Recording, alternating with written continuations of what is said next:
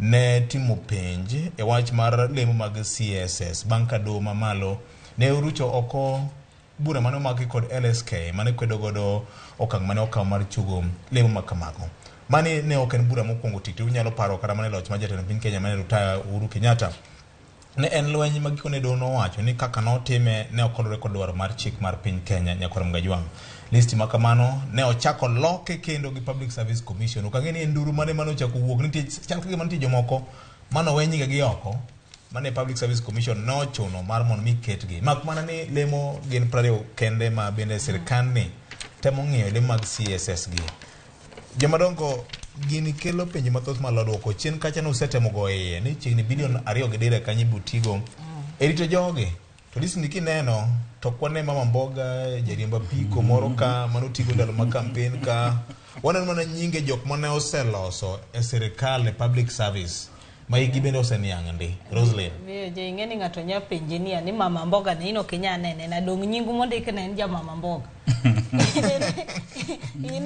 ine reka kokine ni en ja mama mboga ngecho biro nyisi ni ya onya bet ni no loso lakini ouse chiro apenji gavana ma mokwongo mar Kisii County Ongwae dongo sani onge tich koro nyama bedo baba mboga okay wach ke sani onge office ka de bed ni en office to wacho ni ani office to kidogi Karmano Freddy Kutieno ota senator ma Kisumu County obiro nyisi ni atere kama chiko wacho ni okonya manyo tich obo piny chiko yiene ni onyama manyo tich ngama chiwo no Public Service Commission en equal employer koro ngama chiwo no ema biro wacho ni aoyo in senator koro konya mi kata nyalo nyise ni aneno ka ine me represent mama mboga maber ine mawa miti jene en mana ni list no kutoka ni ne to jito penjo te ngeni list no wuok gotieno mokwongo gi ji 224 ka wachiyo gokinyi to list koro ne gi ji 240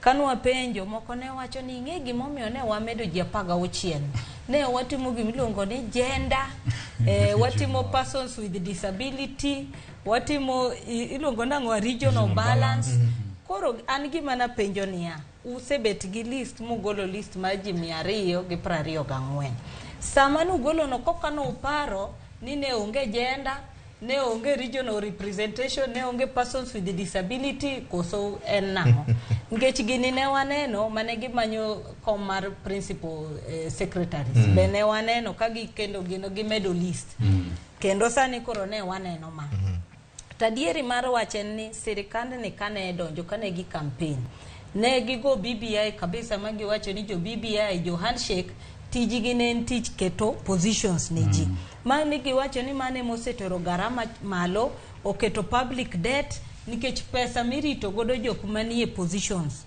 oingo pesa mikelo go maendeleo mane giwacho ni gin ka gidonjo mago gik mok gibeti mang'oa ok gibidonjre lakini sani kani neno list mana ka kipenjo ni to be mama mboga nitiere aneno ka en list manitiere gi former chief administrative secretaries nitie kanyo list nitiere gi governors 6 ke 7 mano tieko list nitiere gi MPs members of National Assembly list nigi senators list nigi jok mane nitiere serikal nitiere jok manitiere aneno nyaka IBC geni IBC ni bingeni wacho gani en karia kela to paraparo no loso ne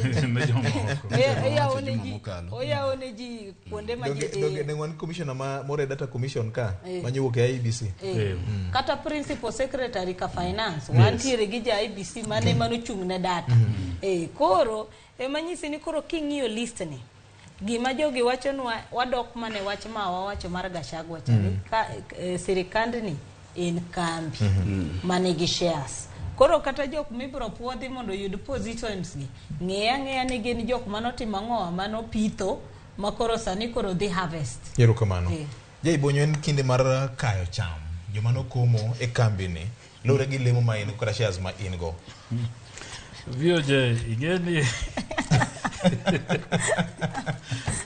lak chogo igeni VOJ adira wakenda ndia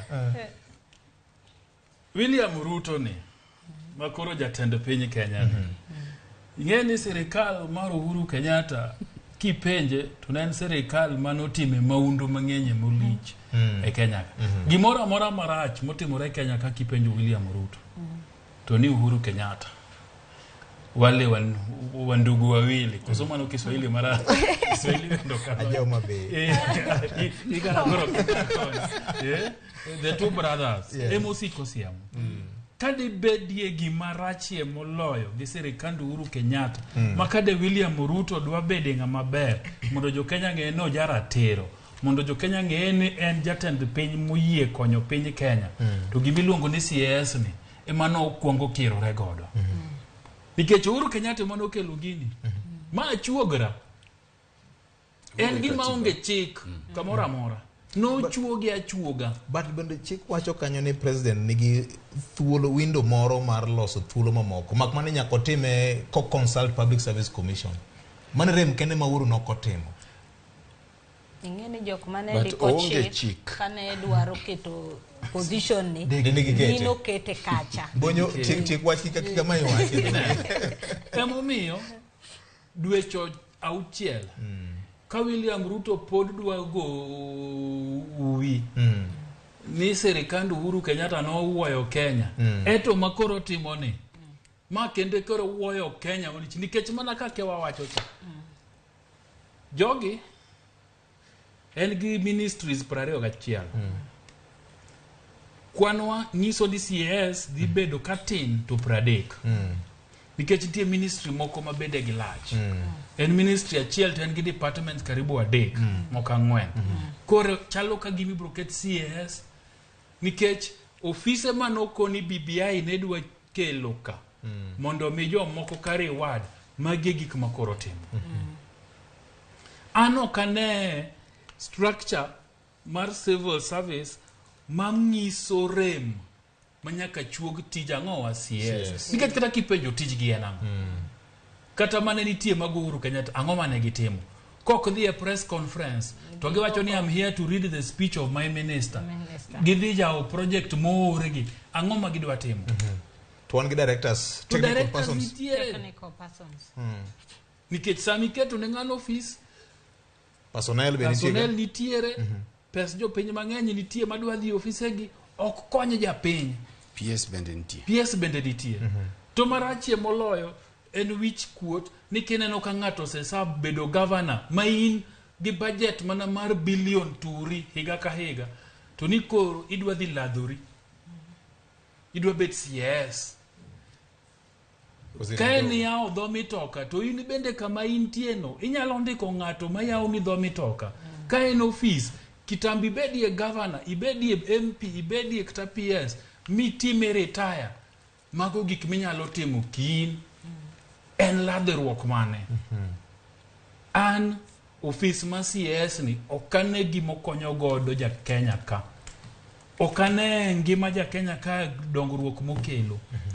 Nikech tijegi inyalo tim gi joma ni office ma chiko yienegi mopuodho no bedi office kaka ratiro. The director mara ne nyalo yudo duond jatend piny Kenya masani William Ruto ndalo mane jalup ka nowacho ni gin kaka jo Kenya kwanza ok gidich chugo thuolo kada lemo mag sirikal gidich mana gitiyo ne jo piny nikech gin gi plan. Fred goye yie matin.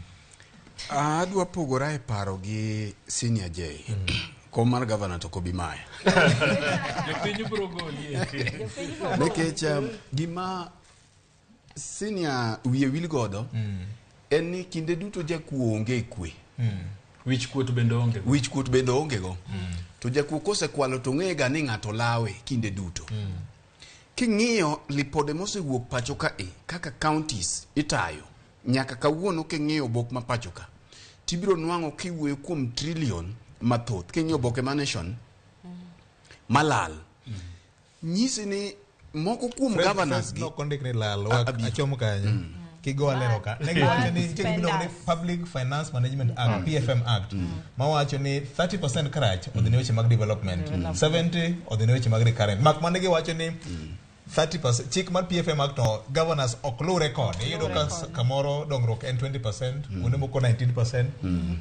Koro wanyisi ni tajiri ok bandhi en paro ne koro onge chieng minyise tajiri en kiromo kode tin sen jatelo ang'e ni sani igo chakore in gi weche mang'eny machando pachi lakini ibiro paro wach cha mani ibiro tieko gi wiye koro gima timore kae ni king'iyo tibiro yudo ka joma nige mimedo ibinja joma nige mitimo nade emimedo to gima timore kae ni interest mar dhano mar raia ma kawaida ok ng'iye gini ang'o momiyo yudo ka governors gi mabende nigodo mabende moko kuomgi nie court ne gikwalo omenda makor gi lach mai gima temo wacho tinene gidwa ni mondo gi protect gika sama in CS ntinga ni in gi tudruok malach e piny owacho inyalo kawo simu moro kata kane EACC manyi tinyalo gocho inyalo romo ntiere kaka in ng'ami deo ok in raia sirikal insulate yes insulate magi gik ma jogi dwaro king'iyo county ma Kisii makoro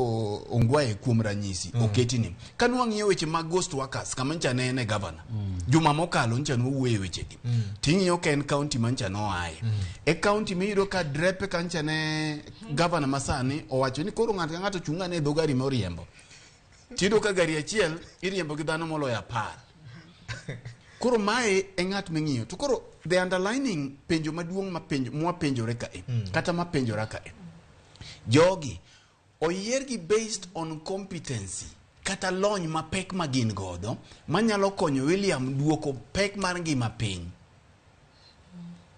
bende gin competent gi dho kizungu ne gin gi expertise moro machuno ni nyaka ne kelgi to king'iyo koso chako medo mana baggage mamoro emochako medo kae nikech gima miya penjo makamae Victor wagol wach mar Public Service Commission e gini Public Service Commission is a conveyor belt wena kuom wacho kamano nikech akia kizungu ochalo onyange maluorore en ochalo gima luorore moro mar pongo chako en odundu koro odundu ikete gimoro to dhi chopo kamidware nikech dine gini wa kuom Public Service Commission to dine nyinge 16 manoduogo dine ok oduogo nikech tek sana mondo mi Public Service Commission mondo chak duogi ni ane wawejo moko ka eka kwa paro jogi mondo duogi gigi iloso gi ot mane wi got to samiloso gi ot mane wi got iloso gi kisiasa tiene ni jogi ncha ne okonyo king'iyo kata ma list moya Kaluo gin jok mancha ne okonyo William Dwar